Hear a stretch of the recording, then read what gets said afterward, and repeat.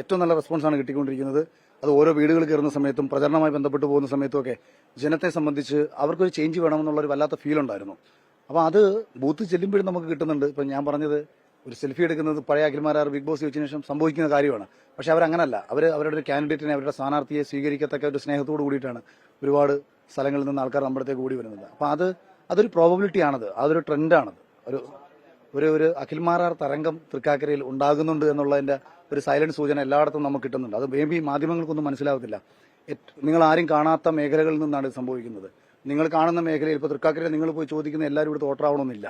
പക്ഷേ വോട്ടേഴ്സിന്റെ മേഖലകളിലേക്ക് നമ്മൾ ഇറങ്ങി ചെല്ലുമ്പം വോട്ടേഴ്സ് എന്താണ് ആഗ്രഹിക്കുന്നതെന്ന് വീടുകൾ കയറി ഇറങ്ങി ക്യാമ്പയിൻ ചെയ്തിട്ടാണ് ഞാൻ.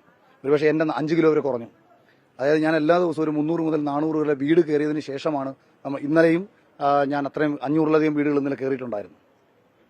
ബി.ജെ.പിയിൽ ഇപ്പോൾ പല വിധത്തിലുള്ള വിവാദങ്ങൾ നടക്കുന്നു. പാലക്കാട് വോട്ടിന് നോട്ട് എന്നുള്ള വലിയ പ്രശ്നം നടക്കുന്നു. അവിടെ ആണെങ്കിൽ എ ക്ലാസ് മണ്ഡലം ഒക്കെ ആയിട്ട് കരുതുന്നതാണ്. അപ്പൊ അതിനെ എങ്ങനെയാണ് കാണുന്നത്? അത് തിരിച്ചടിക്കൂ? അല്ല, അതെന്ന് വെച്ചാൽ ഒന്നാമത്തെ കാര്യം എന്താണ് നടന്നതെന്നുള്ള റിയാലിറ്റി ഇപ്പോഴും വന്നിട്ടില്ല. മാധ്യമങ്ങളിൽ വരുന്ന വാർത്തകൾ ഞാൻ ഒരു കാലത്തും സത്യമാണെന്ന് വിശ്വസിക്കുന്നതേയില്ല. മാധ്യമത്തെ സംബന്ധിച്ച് നിങ്ങൾക്ക് റേറ്റിംഗ് കൂട്ടാൻ സാധ്യതയുള്ള വാർത്തകൾ നിങ്ങൾ പ്രചരിപ്പിച്ചുകൊണ്ടേയിരിക്കും.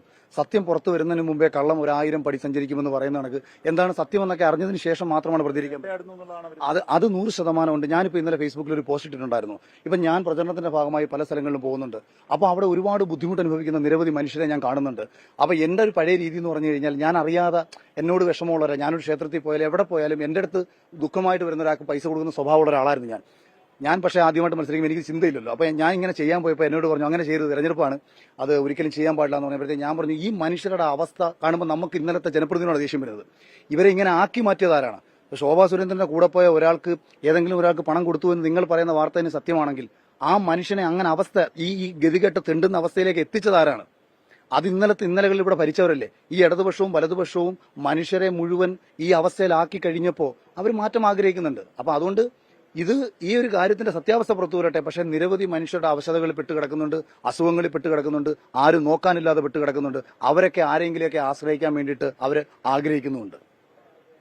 ജാഗ്രത പുലർത്തേണ്ടതായിരുന്നില്ലേ?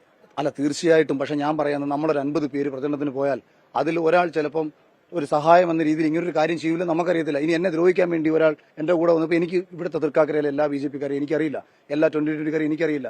ആരെങ്കിലും ഒരാൾ എന്നെ ദ്രോഹിക്കണമെന്ന ഉദ്ദേശത്തോടെ മറ്റൊരുത്തിന്റെ കയ്യിൽ നിന്ന് കാശും പിടിച്ചിട്ട് ഇങ്ങനെ ചെയ്യാം. ഇത് സ്ഥാനാർത്ഥി ചെയ്തോ ഇല്ലയോ എന്നുള്ളതാണ്. ശോഭാ സുരേന്ദ്രൻ ചെയ്ത് ഞാൻ കണ്ടില്ല.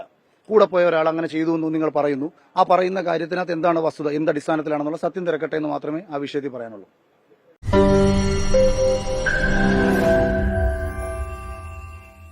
ലോകത്തെവിടെയായാലും ഏത് സമയത്തും 24 വാർത്തകളും ഓഗ്മെന്റഡ് റിയാലിറ്റി പാക്കേജുകളും എക്സ്പ്ലെയിനറുകളും വിശദമായി കാണാൻ ഞങ്ങളുടെ യൂട്യൂബ് ചാനൽ നിങ്ങൾക്ക് സബ്സ്ക്രൈബ് ചെയ്യാം.